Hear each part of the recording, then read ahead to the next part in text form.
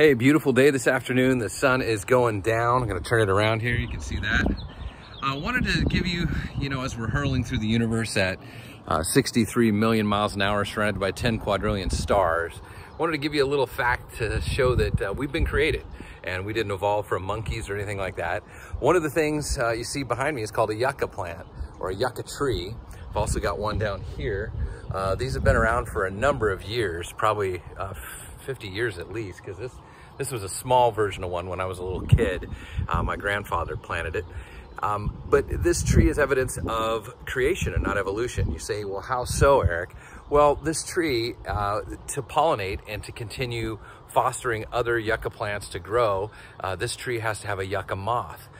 Evolutionary scientists believe that plants came first and then insects came later, but this tree requires an insect called the yucca moth to pollinate it and to cross-pollinate it with other trees. You can see up here that it has some dried out flowers that are up there at the top, but normally they have, when they're in bloom, they're these white kind of pollinated flowers, and they the yucca moth will lay its eggs inside of the flowers, and it'll also pollinate at the same time. The eggs will hatch and then eat some of the seeds that are in there, but then also some of the seeds will continue to grow and bloom. And then of course the yucca moth will help cross-pollinate it, the flowers, so it continues growing as big as it has. This is a huge yucca plant tree. I've got some smaller ones in the backyard and they grow pretty quick, but they're interesting trees, but they're dependent on each other. The yucca moth needs the tree and the tree needs the moth. They could not exist without each other. So when someone says, well, were we evolved or created?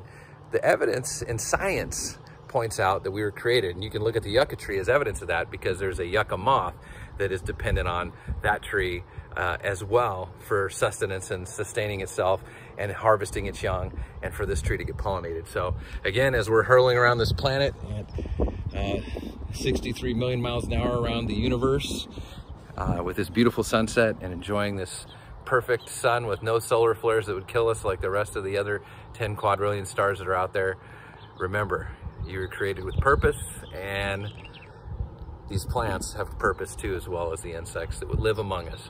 All right, you guys have a great rest of your day. Just thought I'd share that little creation fact with you. You didn't come from a monkey. You came from a great God that put that sun in the sky. Have a good one. Bye.